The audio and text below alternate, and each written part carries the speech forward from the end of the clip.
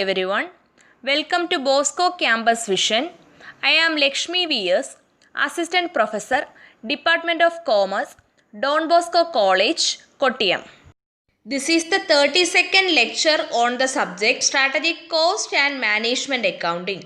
This lecture is based on Process Costing Applications, which is the second module in the subject Strategic Cost and Management Accounting for Semester 3 students of MCOM.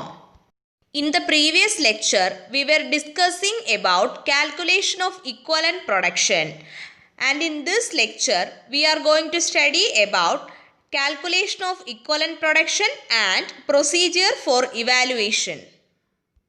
നമ്മൾ കഴിഞ്ഞ ലെക്ചറിൽ calculation of equivalent പ്രൊഡക്ഷനുള്ള രണ്ട് methods discuss ചെയ്തായിരുന്നു. And now we are going to discuss the third method for calculation of equivalent production. Under this method, units of uncompleted input are added to the units of incomplete work in opening stock. ഒരു പ്രോസസ്സിലേക്ക് introduce ചെയ്യുന്ന uncompleted input യൂണിറ്റ്സിനോടൊപ്പം opening സ്റ്റോക്കിലുള്ള incomplete work add ചെയ്യുക. Then out of the total units, അപ്പോൾ ഈ units of uncompleted input plus units of incomplete work in opening stock ചെയ്യുമ്പോൾ കിട്ടുന്ന ടോട്ടൽ യൂണിറ്റ്സിൽ നിന്നും incomplete work in closing stock are deducted to have units of equivalent production. Closing സ്റ്റോക്കിലുള്ള incomplete work deduct ചെയ്യും total യൂണിറ്റ്സിൽ നിന്നും. Okay, then we will get the units of equivalent production. Okay, നമ്മൾ കഴിഞ്ഞ രണ്ട് മെത്തേഡിലും ഡിസ്കസ് ചെയ്ത സെയിം പ്രോബ്ലമാണ്. ആ പ്രോബ്ലം യൂസ് ചെയ്ത് നമ്മൾ തേർഡ് മെത്തേഡിൽ സൊല്യൂഷൻ കാൽക്കുലേറ്റ് ചെയ്യാനായിട്ട് പോവുകയാണ്. ഓക്കെ, നമുക്ക് ഈ പ്രോബ്ലത്തിൻ്റെ സൊല്യൂഷൻ നോക്കാം. തേർഡ് മെത്തേഡിൽ നമ്മൾ പഠിച്ചിരിക്കുന്നത് പ്രകാരം അൺകംപ്ലീറ്റഡ് ഇൻപുട്ട് യൂണിറ്റ്സിനോടൊപ്പം ഓപ്പണിംഗ് സ്റ്റോക്കിൽ വർക്ക് ഇൻകംപ്ലീറ്റ് ആഡ് ചെയ്യണം എന്നാണ്. ഓക്കെ, നമ്മൾ സൊല്യൂഷൻ നോക്കുമ്പോൾ opening stock work incomplete, opening സ്റ്റോക്കിൻ്റെ ടോട്ടൽ എന്ന് പറയുന്നത് 10,000 ആണ്. അതിൽ 40% കംപ്ലീറ്റ് ആണ്. ദെൻ 60% ആണ് ഇൻകംപ്ലീറ്റ്, വിച്ച് മീൻസ് 10,000ൻ്റെ 60% 6,000. Then add input incomplete. ഇൻപുട്ടിൻ്റെ യൂണിറ്റ്സ് നോക്കിക്കേ, units brought in the process 50,000 units ആണ്. 50,000 യൂണിറ്റ്സിനും പെർസെൻറ്റേജ് ഓഫ് കംപ്ലീഷൻ ഒന്നും തന്നെ ഇല്ല, വിച്ച് മീൻസ് ആ ഇൻപുട്ട് റോ ആയിട്ടാണ് ഈ ഒരു പ്രോസസ്സിലേക്ക് വരുന്നത്. വിച്ച് മീൻസ് ആ 50,000 യൂണിറ്റ്സും അൺകംപ്ലീറ്റഡ് യൂണിറ്റ്സ് ഓഫ് ഇൻപുട്ട്സ് ആണ്. സോ 50,000 എടുക്കുന്നു. ദെൻ ഓപ്പണിംഗ് സ്റ്റോക്കിലെ ഇൻകംപ്ലീറ്റ് യൂണിറ്റ്സ് ആയ 6,000ഉം ഇൻപുട്ടിലെ ഇൻകംപ്ലീറ്റ് യൂണിറ്റ്സ് ആയ 50,000ഉം കൂടി ആഡ് ചെയ്യുന്നു. ദെൻ ടോട്ടൽ യൂണിറ്റ്സ് 56,000 ആണ്. അതിൽ നിന്നും ക്ലോസിംഗ് സ്റ്റോക്കിലെ ഇൻകംപ്ലീറ്റ് വർക്ക് ലെസ് ചെയ്യുന്നു. ക്ലോസിംഗ് സ്റ്റോക്കിൻ്റെ ടോട്ടൽ യൂണിറ്റ്സ് 20,000 ആണ്. അതിൽ 75% കംപ്ലീറ്റ് ആണ്, വിച്ച് മീൻസ് 25% കംപ്ലീറ്റ് അല്ല. സോ 20,000ൻ്റെ 25% 5,000 ഇൻകംപ്ലീറ്റ് വർക്ക് 5,000 ആണ്. ദെൻ ടോട്ടൽ യൂണിറ്റ്സ് ആയ 56,000ൽ നിന്നും ഈ 5,000 ക്ലോസിംഗ് സ്റ്റോക്കിലെ ഇൻകംപ്ലീറ്റ് വർക്കായ 5,000 കുറയ്ക്കുന്നു. Then we will get completed equivalent production 51,000. Okay, നമ്മൾ ഇക്വലൻറ്റ് പ്രൊഡക്ഷൻ്റെ കാൽക്കുലേഷനായിട്ട് 3 മെത്തേഡ്സ് ആണ് പഠിച്ചത്.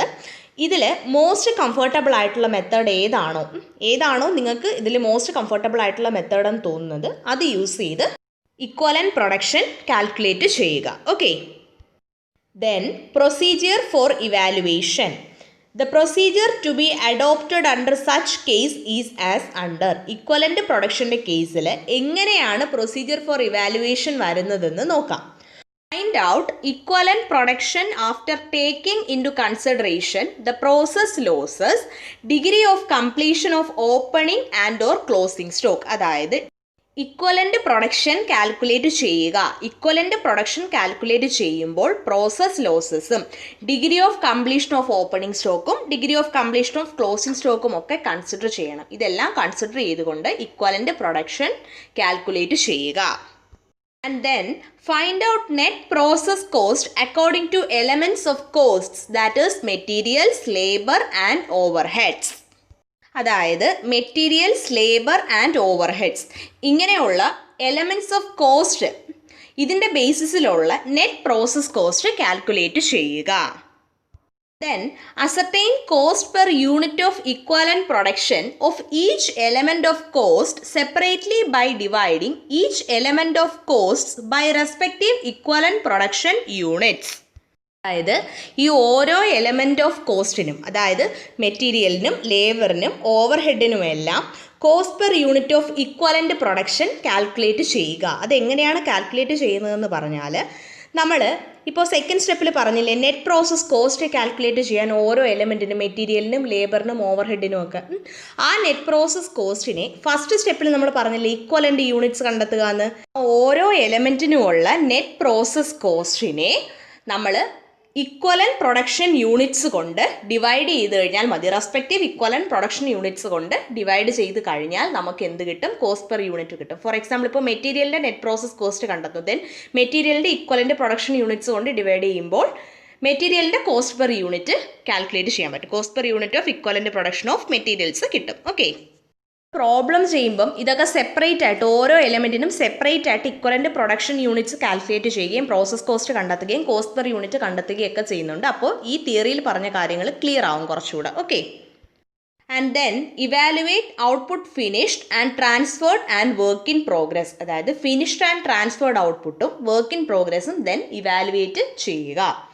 The total cost per unit of equivalent production will be equal to the total cost divided by effective production, and cost of work in progress will be equal to the equivalent units of work in progress multiplied by the cost per unit of effective production.